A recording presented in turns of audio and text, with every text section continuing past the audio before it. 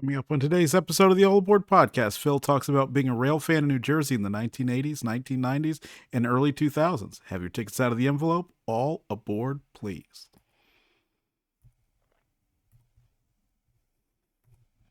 Now boarding on track number 8 is train number 1, the All Aboard Podcast. Your highly trained rail enthusiast, that is me, Phil Bell, and I am back with you here for another great episode. And let me tell you, let me make sure we get this right, because this is also the first time that we are going live on Facebook in addition to being on YouTube. So, as you know, I am a highly trained rail enthusiast. I hold the E. Hunter Harrison Chair here at the Bell Institute for Advanced Railroad Studies, where there are no degrees because the learning never ceases. And as always, for the second time this week, it is great to be back behind this. The Brunswick Green PLB microphone. Sorry it's a little bit hitchy today, but hey, it is interesting when you are me and you're trying to get to learn how to use all of this stuff. So shout out to all you who are with us on Facebook. And let me just give you a quick programming note. I made a little error in the last broadcast. I told you we would be on 3 times this week. We're actually only going to be on 2 because our review of Randall O'Toole's book on the passenger trains, which is going to be very exciting and very interesting. That's actually going to happen on the first Tuesday in March, which is the 7th. So stay tuned. But because I promised you, you're going to get to see my beautiful face and talk about trains for 3 times this week, we're going to show a video from last year, one of our early episodes where I talk about the American European Express. You won't want to miss it. Now, I'm going to warn you, if you're watching on CP5 Cam, it's not going to be great. It's tough. But I think you will appreciate what we are doing there. So make sure to tune in Thursday at 12:05 p.m. for that as well. Now, here's what we're doing today. We are talking about being a rail enthusiast in New Jersey in the 1980s, the 1990s, and the 2000s. Now, this came about because on our last episode, or a couple episodes ago, we talked about being a rail fan in Boston. And I went to college in Boston, lived there for a few years, but my family's from North Jersey, and I became a lover of trains in North Jersey because that's where I grew up. Actually spent split up that time between there and Florida, but it was mostly in North Jersey. And so the story starts in Hackensack, New Jersey, one of North Jersey's great cities, at an address, and I'm going to show you the house right here. It is 163 Passaic Street in Hackensack. Now, why am I taking the time to show you some old house? Well, first of all, that old house is my family's house, and I love it. It's a great home, and it's in a great community. It's right in the middle of everything. If you want to buy it, give me a call. No, I'm kidding.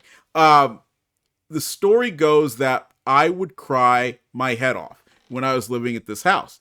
And this would happen when the train would come by. And my mother realized that if she took me over to the window, because there's a very nice enclosed porch where you can see out, if she took me over to the window when the train was coming, I would stop crying because now I could see the train. And quite frankly, I'm 42, going on 43, and it's still true. If there's a train coming and I can't see it, I'm probably going to start crying and whining because I need it. And quite frankly, I'm not ashamed to admit it. So the story starts there, and the trains that I was seeing were operated by Conrail, and this was on what's now called the Pascack Valley Line, but for many years was called the New Jersey and New York Railroad. Now, the New Jersey and New York Railroad was very interesting. It was primarily a commuter line. It had some freight business on it, but primarily a commuter line. And it was leased but not owned by the Erie Railroad and its successor, the Erie-Lackawanna. Why did the Erie and Erie-Lackawanna never purchase it? Again, it's because of what I just said. It was primarily a commuter line, and this commuter line lost train loads of money. Quite frankly, just about every train they ran lost money. Now, it was beneficial for the Erie and the EL to run this because, of course, they were able to generate some revenue by doing it, but they certainly didn't want the full responsibility of the NJ and NY on their books, so they continued to lease the line even as it operated in bankruptcy from its shareholders. And for many years, the trustee was a man named Horace Banta, who was related to Peter Banta, who eventually would become an attorney for my grandmother. So it shows you how how, really in some of these communities, even in North Jersey, which is thought to be a very large cosmopolitan and what's the word I'm looking for? Just anonymous type place, because we're right near New York City. It's actually very small, and especially at that time when I was a kid. So this New Jersey and New York Railroad operated under the Erie. It operated under the Erie-Lackawanna. On April 1st, 1976, the Consolidated Rail Corporation, Conrail, took it over, and they began operating the commuter services. By the time I was born in 1981, Conrail was still operating the trains, and they still looked a lot like they did in the times before Conrail took them over. And these trains were powered by locomotives that look just like this, and not only they look like that, they were that, and this is U34CH number 4172. Now, if you've been following along, you know that the 4172 is the only remaining U34CH that we know about. It is back in New Jersey. It has been, actually it never left New Jersey. It has been preserved by the United Railroads Historical Society, and it was recently repainted to its factory fresh Erie-Lackawanna. Make sure I get that right. Bluebird scheme with the Erie-Lackawanna diamond on the nose. Doesn't look like this anymore. It looks great. And the URHS, which is a group that you should support, is working to get it operating again. Now, the U34CHs, they pulled the train and pulled the trains that I was seeing, and those trains were made up of Comet 1 passenger cars. Now, the passenger cars are just as interesting, and for those of you watching on CP5K, I'm going to put them up here. They were just as interesting as the locomotives. Now, the reason the cars were interesting is because they were such a radical departure from whatever had been offered in years prior. Now, in this area on the commuter trains, the Erie and the Lackawanna were using coaches that were very old. These were cars that were built in the 19-teens, the 1920s, and the 1930s. The most prominent were the Stillwells. And these cars, in some cases, had been originally intended to eventually be electrified MU cars, which were planned for subsequent rebuilding if the Erie had ever electrified its commuter lines, as the Delaware, Lackawanna, and Western had. And remember, the DL&W actually purchased new electric commuter cars, the motor cars, but they converted steam-powered or steam-pulled, steam-drawn passenger cars into being trailers for them, and also gave them cabs. So this is something that would not have been unprecedented had it happened, and there is a story in the book Erie Memories which actually talks about how some of the Stillwells were actually built with brackets on their trucks to accommodate traction motors later. So that's just a little interesting aside. But the Stillwells were old by this point, and while we as rail enthusiasts and rail historians love them and would pretty much ride anywhere in those cars, the New Jersey and New York area commuters who rode them were tired of them because they looked old, they were old, and they weren't anywhere near as comfortable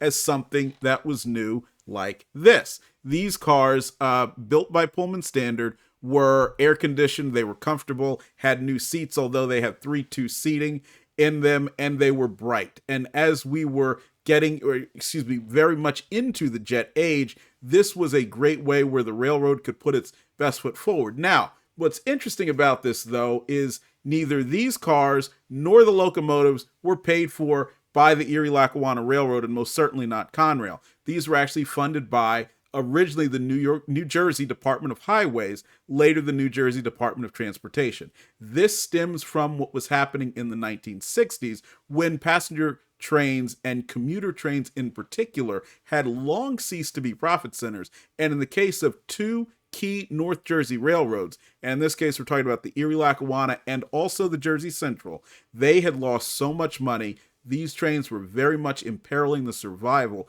of those carriers. The Jersey Central, of course, was bankrupt in the early 1960s. The Erie-Lackawanna would become bankrupt in 1972 following Hurricane Agnes. The new cars would arrive, in 1973 and 1974, along with the U34CHs. Now, getting back to the locomotives for a second. So you know why the cars were new and interesting, and by the way, of a nearly new design. Now, you could look at the car and say there were many elements, at least as you view it, that were carried over from the streamlined era passenger cars that Pullman Standard had built for a variety of railroads across the country. But in reality, this was new, and it looked no further than the brushed aluminum exterior, which is in stark contrast to the stainless steel fluted design that the Edward G. Budd Manufacturing Company had pioneered with the Pioneer Zephyr and carried over to most of its offerings. And then Pullman Standard imitated, although in a way that was not quite as effective as Budd in terms of its construction. But Pullman, clean sheet design, here you go. This is what they had, and these Comet cars would serve into the 2000s, and in some cases are still operating. Funny story I'll tell you just as an aside, since it really does go to this. When I first went to the Orange Empire Railway Museum, which is now the Southern California Railway Museum out in Riverside County, California. Paris is the town. I had my rental car. I drove there. It was 2016. I was really looking forward to seeing some cool Western railroading. And what was the first thing I saw? I saw a train of these. And I said, really? I went all the way across the country to see the same thing from my backyard, or I guess in my case, my front yard. They've actually been purchased in several groups, and they have full trains of them out there that are used for Polar Express service, among others. So yes, these were very well-built cars, and they keep on giving in some cases. In fact, the Utah Transit Authority just retired some of its that it had purchased and continued to use long after they had been cast off by New Jersey Transit, who was the successor to Conrail in operating these trains. Now, getting back to the locomotives briefly for a second, the U-34CHs, why do we care so much about them? Well, the U-34CHs were themselves innovative because when you go back, when you talk about the cars did not have steam heat lines, which were something that had been on almost every passenger car since we started using steam locomotives to pull them. And the steam heat lines enabled the locomotives, whether we're talking about a steam locomotive or diesel electric locomotive, to provide heat for the passenger cars by piping it through the train. And in some cases, that steam was also used to activate air conditioning. However, this was a very difficult thing, especially after the steam engines went away, because the steam generators, and you can talk to just about any railroader of that period, you will hear them say nothing good about the steam generators. They could be fairly bulky, catch on fire, cause a lot of problems. And let's remember, even though these were these things burned water, heated up water and burned water, they also burned oil. So you needed to use some of the diesel fuel that was coming out of your main tank to do that. This also reduced the ability, the range, the range of your diesel electric locomotive, because you had to have some of your fuel tank partitioned to carry water to be heated up in the steam boilers. So that meant a lot of the locomotives that we typically associate with passenger railroading in the 1940s, 50s, and 60s did not have the range that theoretically they could have because their fuel tanks had to be partitioned, which meant more fuel stops along the way. But so the U-34CH offered something new, and this was an electric generator, an auxiliary electric generator that was attached to the drive shaft, the main drive shaft of the diesel engine, which in this case was an FDL-16 that produced 3,600 horsepower before it was stepped down to 3,430 horsepower with the use of the electric generator. This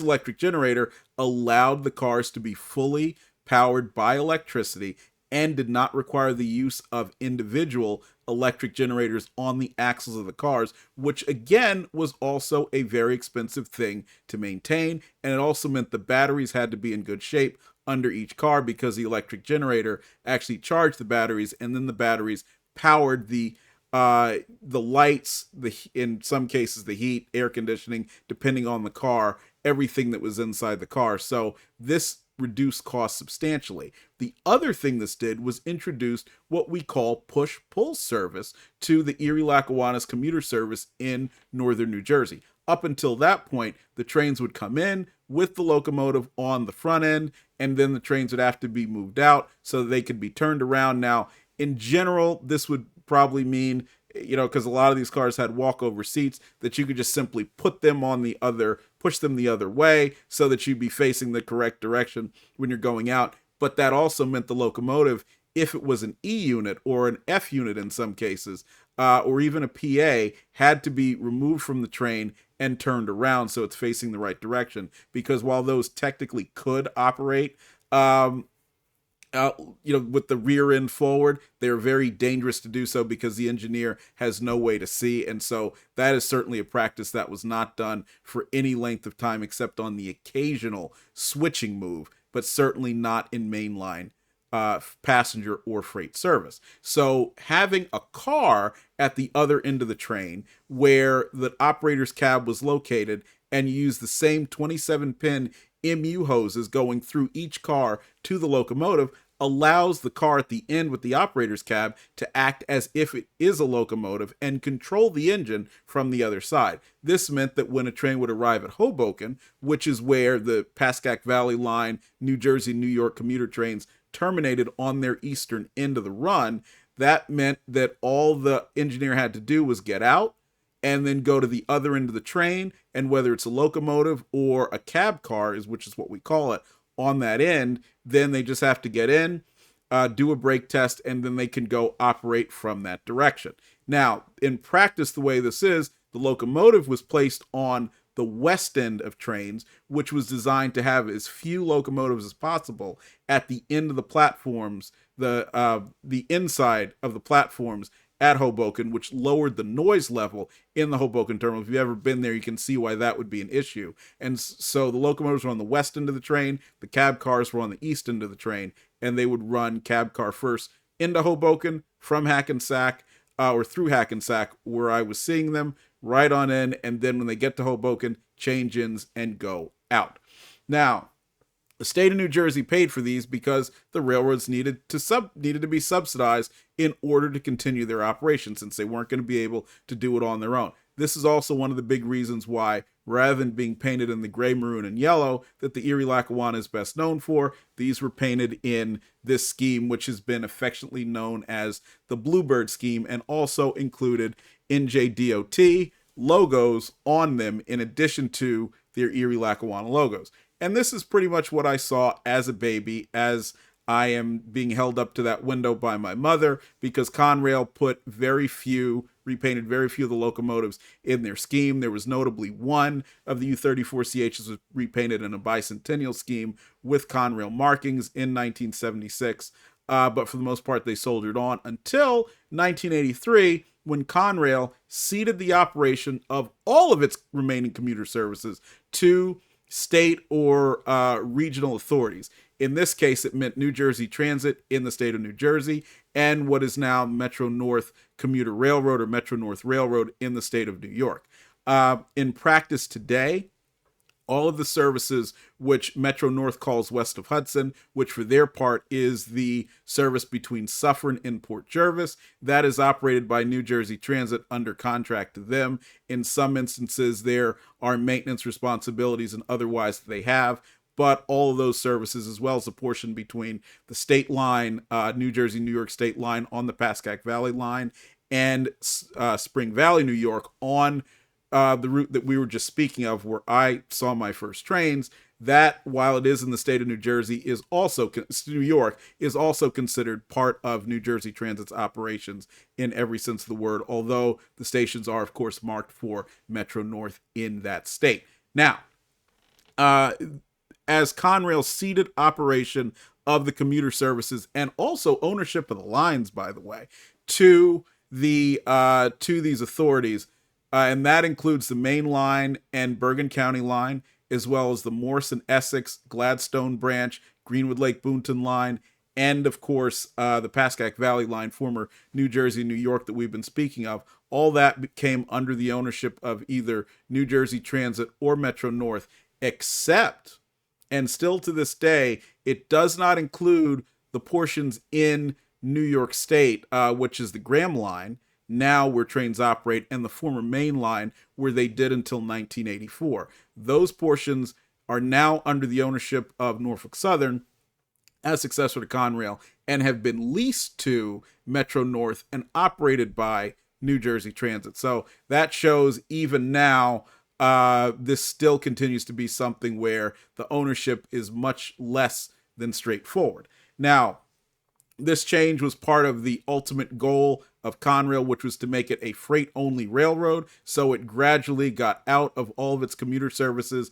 1983 saw the end of it, and that did not mean them passing from the scene, though. It certainly meant we would still continue to see a lot of Conrail, and I did. And in those days, as in today, you would see GP38-2s pulling a lot of the local freight, which operated on these routes.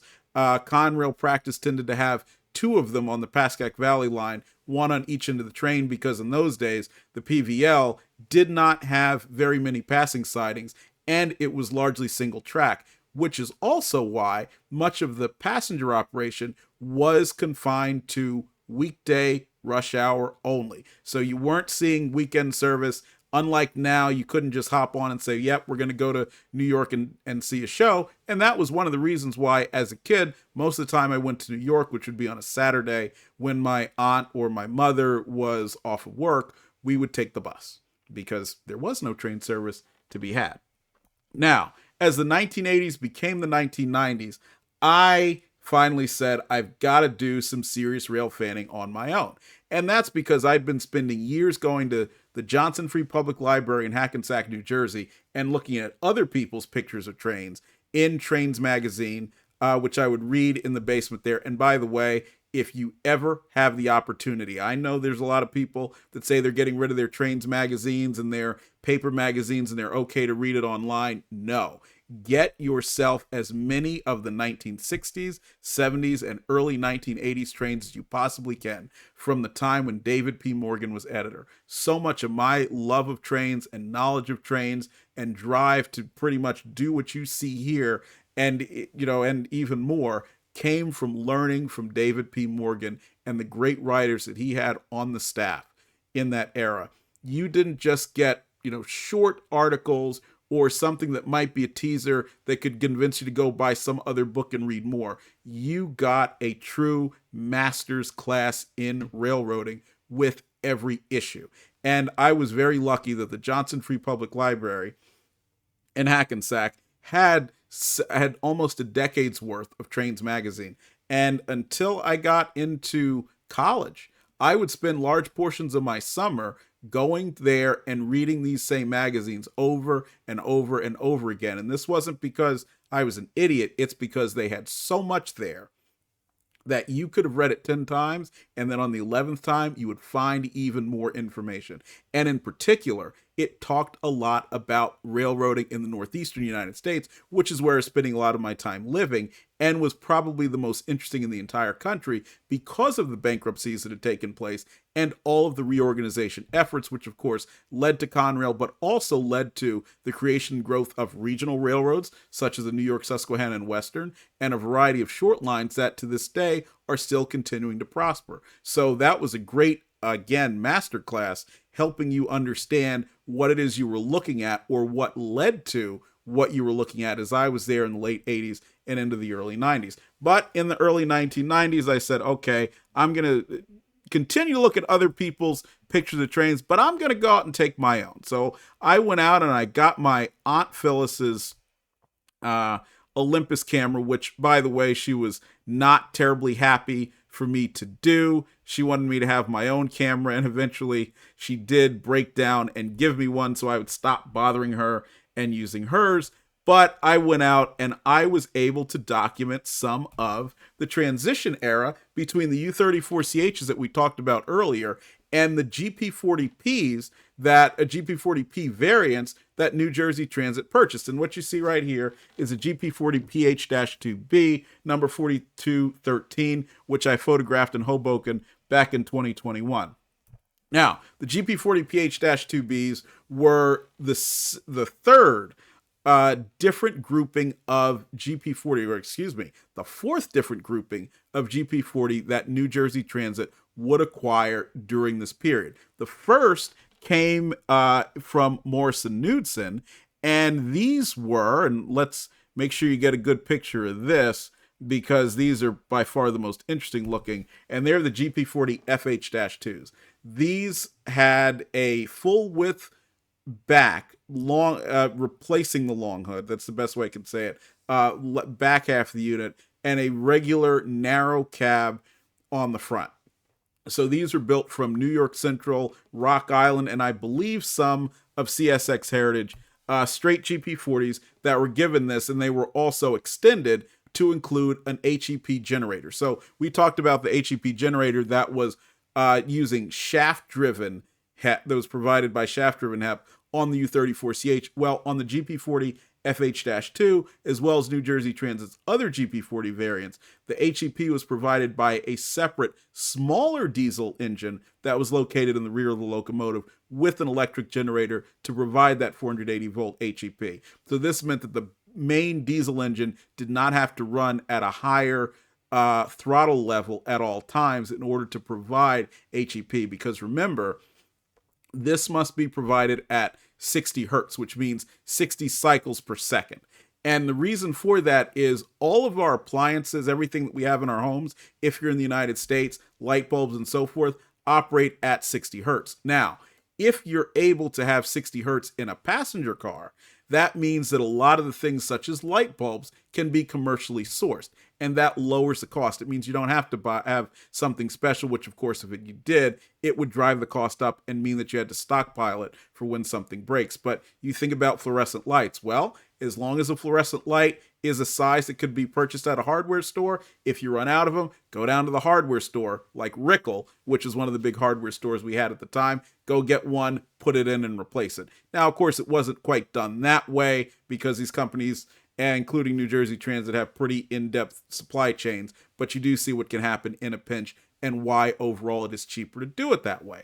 Now, operating at 60 hertz or making the engine turn at 60 cycles per second so it can turn the generator at 60 cycles per second can get to be very expensive when you're talking about something as large as the diesel engine in a diesel electric locomotive. So having a smaller engine that will consume less fuel but be able to operate at the 60 cycles per second is the reason why the GP40 FH-2, as well as the other GP40 variants that New Jersey Transit had, were equipped this way.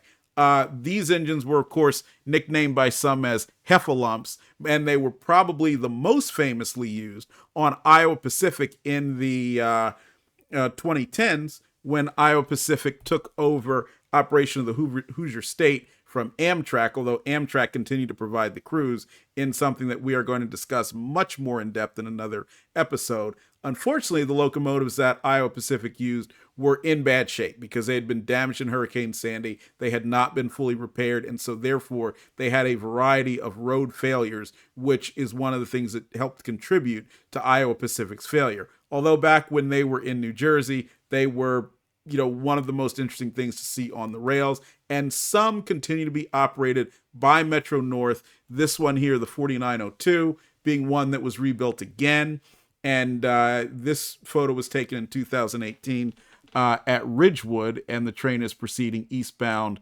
onto I believe, the Bergen County line there. So the GP40 FH-2s were followed by the GP40 PH-2A and GP40 PH-2B, and we just showed you what one of those -2Bs looked like. There really is not much in practice a difference between GP40 PH-2A and -2B. You see them here. They were fitted with marker lights. They were extended 4 feet to provide the space to add an HEP generator in the rear end. They had ditch lights that were done similarly to others in Conrail's fleet. And the reason why I mentioned Conrail here is that those two groups of locomotives were rebuilt by Conrail at its Juniata locomotive shop. And in those days, the Juniata shop was frequently used for contract work, including the rebuilding of the third, or I should say the fourth group of GP40s that New Jersey Transit operated and continues to do, which were the originals purchased by the Chesapeake and Ohio and Baltimore and Ohio for the Central Railroad of New Jersey when they were under pressure from the state to modernize the C&J's commuter service. And of course, the Jersey Central at the time, despite being a railroad headed for bankruptcy, was indirectly controlled by the Baltimore and Ohio. And that, of course, was the closest railroad that the state could bother.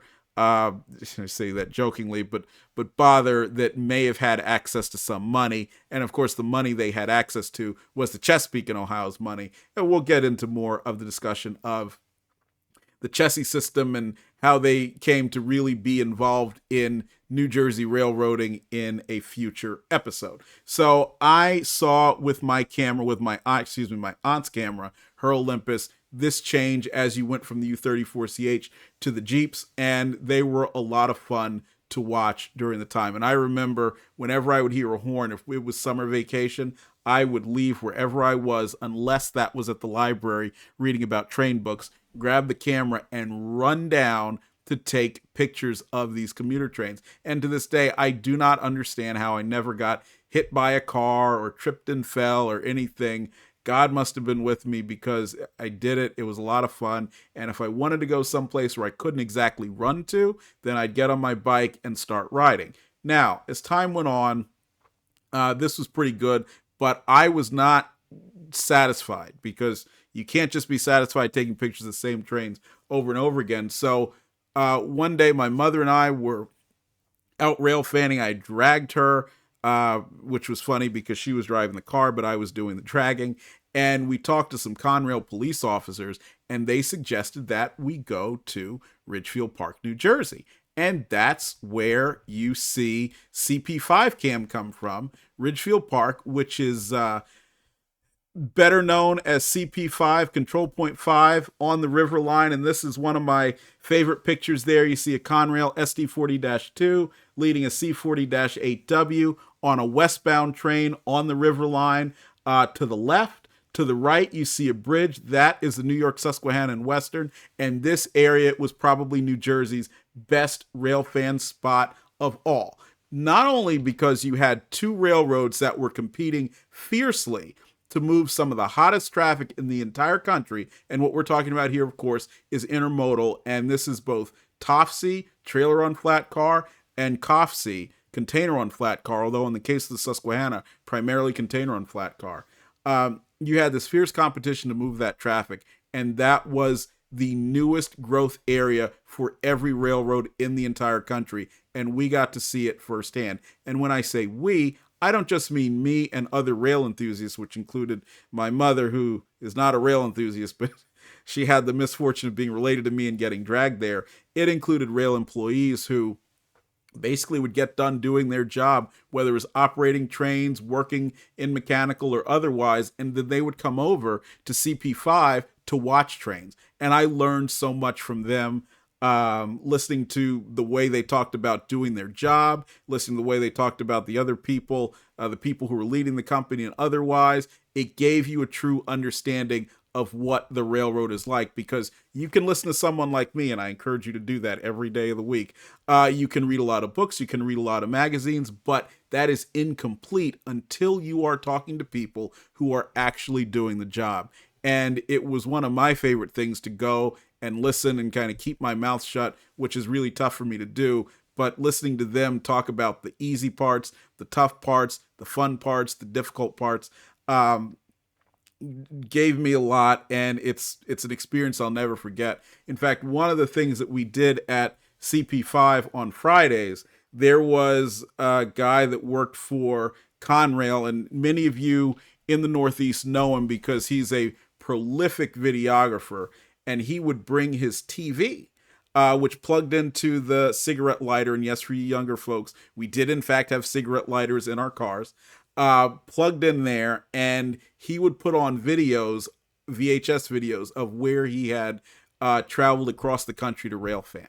And so this was some of the first time when I saw moving trains going over Tehachapi Pass and so forth, because he had those videos. And, you know, this is like nighttime in the summer, mosquitoes are biting us, and there's a bunch of us ranging from young people like me that are just barely becoming teenagers in up to guys probably in their 50s, and we're gathered around the small TV watching trains watching trains on TV, waiting for trains to show up, which of course they frequently did.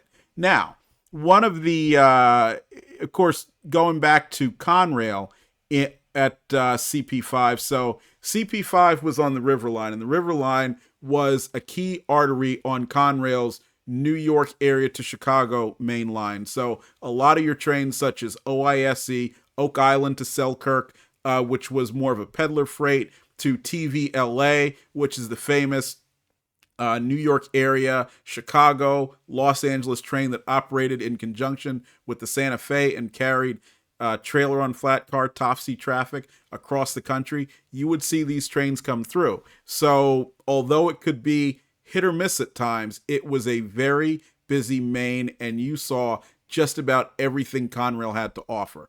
And that was an experience that is still to this day, even with more traffic and more tracks, now that CSX owns it, is not the same as it was during that time. And although as fans we weren't exactly the biggest enthusiasts about single track, you could definitely see how the single track was integral to the way that Conrail operated their service. One of my favorite episodes at CP5 came in 2000. So I had gone to college, and 2000 was an election year, and the Republicans were holding their convention in Philadelphia. So Union Pacific, which at the time, until I believe a little before or sometime before the convention, had Dick Cheney on their board.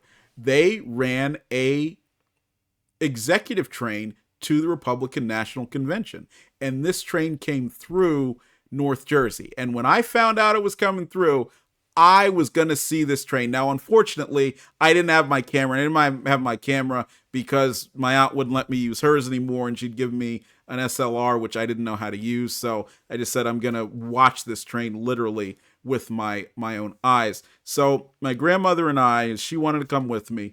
We went over, and this is in the day before we had Facebook. So some of you watching on Facebook, we get a lot of information on Facebook. We didn't have Facebook then. The network of railroad message boards wasn't well developed, but Yahoo Broadcast had this thing called train orders, Yahoo train orders. And there were updates that were being posted to Yahoo train orders, but much like now, these updates were not in real time. So I remember seeing something like, well, we think it's in Selkirk, and of course there was no mobile, so you had to get it at your computer at home, which you had to dial up to do. So this made this process a little bit difficult. And I said, look, let's just go down there and we'll wait. So we're waiting on the River Line next to it at CP5, and we're waiting and we're waiting and we're waiting, and nothing shows up, and we're waiting, and it's getting late and it's getting dark and nothing shows up. And I finally pass out, go to sleep, and I wake up and I'm thinking, oh my gosh, we probably missed it. But stayed a little while longer, and then another Railfan came over. And I said, well, if another Railfan's coming over, chances are it probably hasn't passed here. And he had a scanner, which I did not have.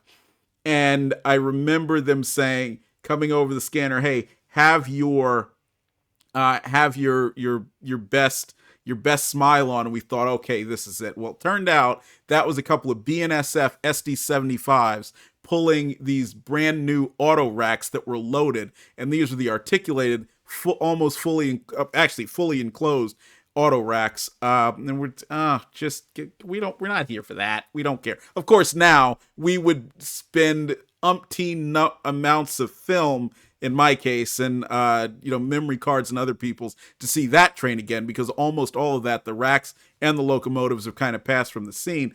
But finally, coming around the curve, these two raggedy looking B36-7s and this absolutely beautiful, just unbroken streak of armor yellow comes around the curve and is heading towards CP5. And it was probably the most beautiful sight I'd ever seen in my entire life, almost right up there with Cindy Crawford herself as it came down there. And it truly felt like you went back in time to the 1950s, and you were seeing this rolling somewhere across Iowa or Nebraska. Every inch of that train was polished. It didn't look like it had a speck of dirt on it, even though it had come from, I believe, Cheyenne, Wyoming. So it had clearly been moving for quite some time. The only break in the streak was a dome car, which I believe came from the Missouri Pacific, called the Missouri River Eagle, that was right in the center, and it was fluted, Bud fluting, so it was not fully painted as the other cars were. And it was just a truly wonderful experience. I did go down later to Philadelphia, get some pictures of the locomotives outside of the convention area because I was not a delegate to the convention, so I couldn't get in. And I believe I have the picture somewhere. But it was one of those great experiences, and that was the kind of thing that could happen to you at Ridgefield Park because it was just such an important area on Conrail, and of course nowadays CSX. Now, the other participant at Ridgefield Park and CP5 was the New York Susquehanna and Western, and we're going to show you a photo of that. And the reason I want to do this is because of what the NYS&W was able to do. And here is a photo of SU-99, which is led by, in this instance, an SD-70M. You've got an SD-45 in there. You've got some Canadian Pacific power. You've got some Norfolk Southern power. And that was, very much emblematic of what you were seeing during that time. That's because while the NYS&W was a very small railroad, it owned or operated, as it does now, routes that extend north of Binghamton going up to Utica and Syracuse. That's the former Syracuse and Utica branch, or groupings of branches that were part of the Erie-Lackawanna prior to Conrail's takeover of that portion of the EL. And it also owns its original line, which extends from Secaucus, New Jersey, at the edge of Croxton Yard, up to Sparta, New Jersey, Sparta Junction. There it gets onto the former Lehigh and Hudson River, which at one point crossed over, but now the track turns northward there, heads up through Warwick, New York to Campbell Hall. Now, a portion of this is still owned by Norfolk Southern, called the Hudson Secondary, and it's leased to the Middletown of New Jersey. At the time, this was all owned by Conrail, but operated over by the NYS&W. The line, the trackage rights, and ownership that gets it up to Campbell Hall enable the NYS&W to then turn west on the former Erie-Graham line to Port Jervis, and then from Port Jervis to Binghamton, where it could connect with the Syracuse and Utica.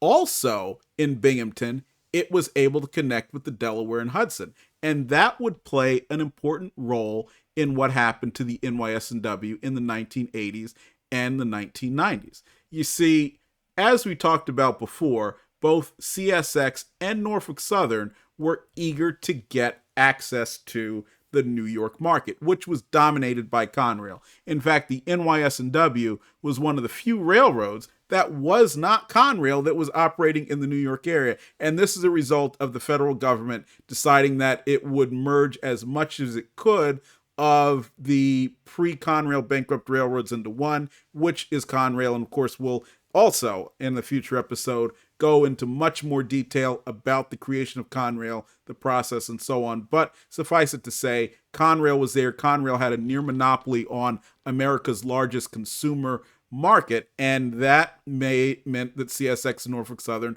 wanted to get in. So how did they get in? Well, the first thing they did is CSX had purchased Sealand, which was a shipping firm. And so this is what really enabled CSX to be a worldwide multimodal transportation operator. The second thing they did is they purchased the Little Ferry Yard from the Susquehanna and made it a facility for Sealand to load and unload shipping containers. So we're talking about the same double stacks that you see across the country, as you see right here, were operating over the NYS&W, and these stacks were coming out of the former NYS&W Little Ferry Yard, which they continued to own the track through, but the property was owned by CSX's Sealand.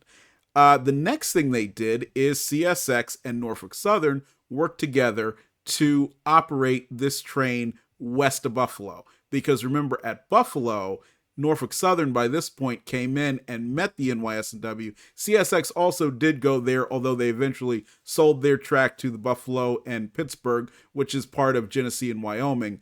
But this allowed CSX to piggyback on Norfolk Southern to get into Buffalo. At Buffalo, the trains would come under the aegis of the Delaware and Hudson, which was later owned by Canadian Pacific, which is how CP gets involved here, and operate to Binghamton, where the NYS&W itself would take over and bring this traffic into the New York area. So you could see how you had three Class 1 railroads working together to get into the area that had been monopolized by Conrail, and the beneficiary was the small NYS&W, which was, until the early 1980s, a railroad that was rapidly headed toward abandonment and the history books. But thanks to Walter Rich, who was an incredible entrepreneur, he turned the railroad around with the resources that were available to it, and then he was able to build those relationships to facilitate this type of growth. And so, by the time I got on the scene, you were seeing things like this, which were double stack trains being pulled by the NYS&W's distinctive black and yellow locomotives, and this included B40-8s that it had acquired brand new from General Electric. SD70Ms acquired brand new with a federal grant from Electromotive Division, as well as secondhand SD45s that, and even for a while, F45s that had been acquired from the Burlington Northern. And so, for all intents and purposes, if you were to look at the NYS&W, you saw one of their trains, you would think this was just as big and important a railroad as Conrail, based on the power and based on what they're moving, when in fact it was a very small short line that had some gigantic nationwide and worldwide connections. So it was great to see that. And also, after my aunt purchased a house that was even closer to the tracks than our house on High Street in Hackensack had been, which, or I should say my great-grandmother's house on High Street, it was a lot of fun. Again, when I heard a horn, if it was later in the day, I knew that was going to be in the NYS&W, and if I wasn't down at Ridgefield Park, I would see the stack train, with, in this case, 257, westbound train number 257, head west, ultimately toward Chicago. So that was a lot of fun to see.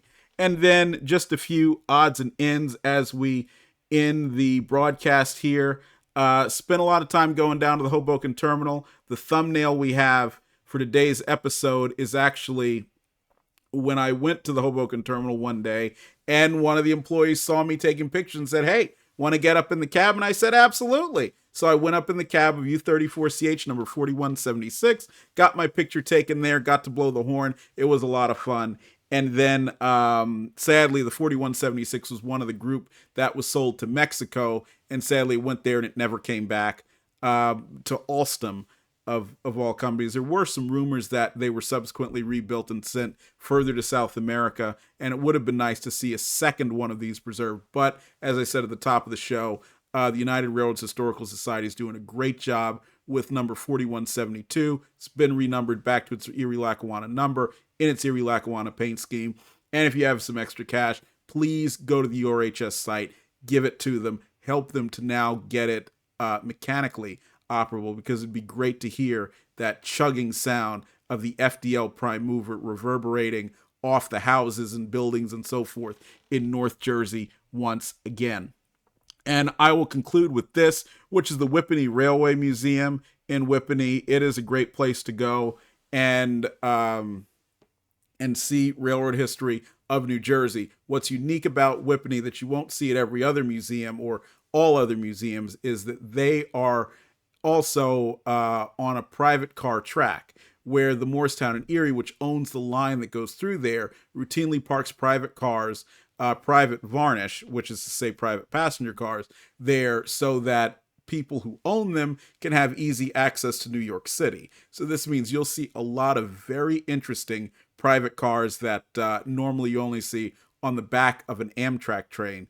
And so you can see that, and of course a lot of the really neat treasures that they have in Whippany. So what I hope you'll do is, first of all, share, click like, tell people how great this podcast is and how you want to watch it every day. Number two, I want you to come back next Monday, when we will be back on to broadcast and talk about the American European Express and other luxury cruise trains.